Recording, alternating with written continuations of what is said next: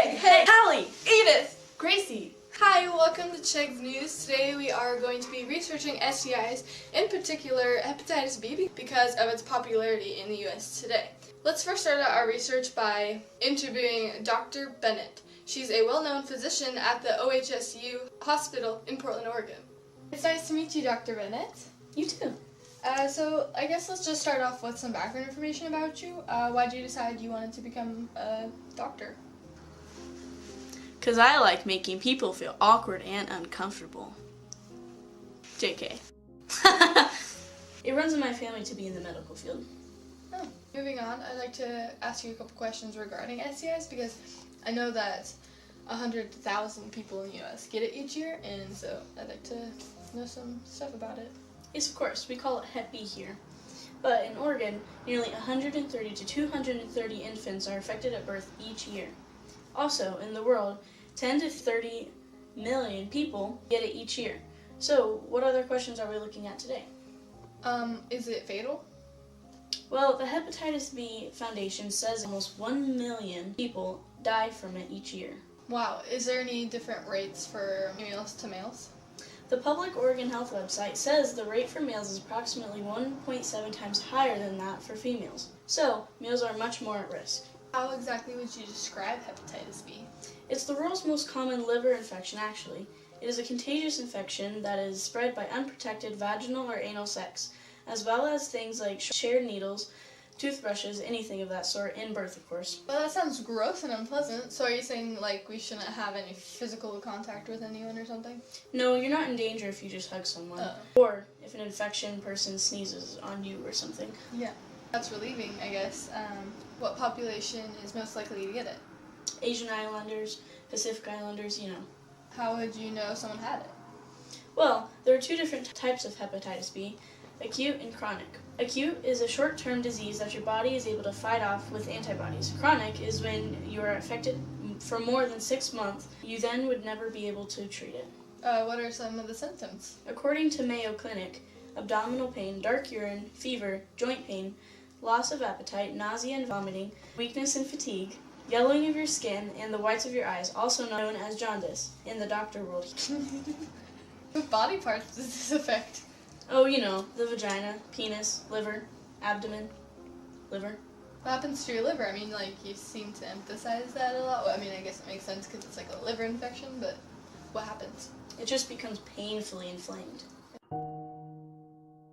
This is where one of the victims was last seen. There were 4 nervous families of missing loved ones holding their breath. Police say they are currently investigating approximately 600 missing persons reports, mostly runaways who eventually return home. Police say the fact that these families still have hope is a good thing. They are still looking, but right now authorities have yet to release any information. We're not completely sure what happened ourselves. missing for several days. We've contacted family members. Hark, draw close and tremble, to this night that devils assemble. What's that? Through the wind? 2 young girls missing. Both, again, were seen last night around 10:30. If you see the girls, go ahead and call police. We have posted their information on our website and on our Facebook page. What are you wearing? Hey, are you okay? Hello? They're coming. So how serious is an infection? Well, an acute Hep B infection will last up to 6 months, but chronic Hep B will last your entire life, your whole entire life. You can't cure chronic Hep B, but the acute one you can. What's the treatment for hepatitis B? Well, doctor-approved drugs such as alpha interferon and pega interferon. Also, antiviral drugs such as Epivir and so on. Okay, so what about prevention? Prevention? Well, you could just not have sex or any human contact. But realistically, the number one way to prevent Hep B is to get the vaccine. I am all for vaccines. Is there any other ways to prevent it? Yeah, I mean, you could just use condoms and not share things like razors, toothbrushes, and nail clippers with someone who has Hep B. Is there anything we can do to help patients with Hep B? For sure. You can donate to the Hepatitis B Foundation, which just raised $3 million to get research scientists working on coming up with more information and cures on it. Well, thank you, Doctor. This has been a very informative interview. I hope that anyone watching this has gotten a little insight on this and learned what they needed to prevent further spreading of this disease. Basically, use condoms and get the vaccine. Please join us next time on H.E.G's News. Our next episode will be part 2 of us exploring of hepatitis B. Stay tuned. Is your depression getting you down? Mix Java in your water and you'll feel better in seconds.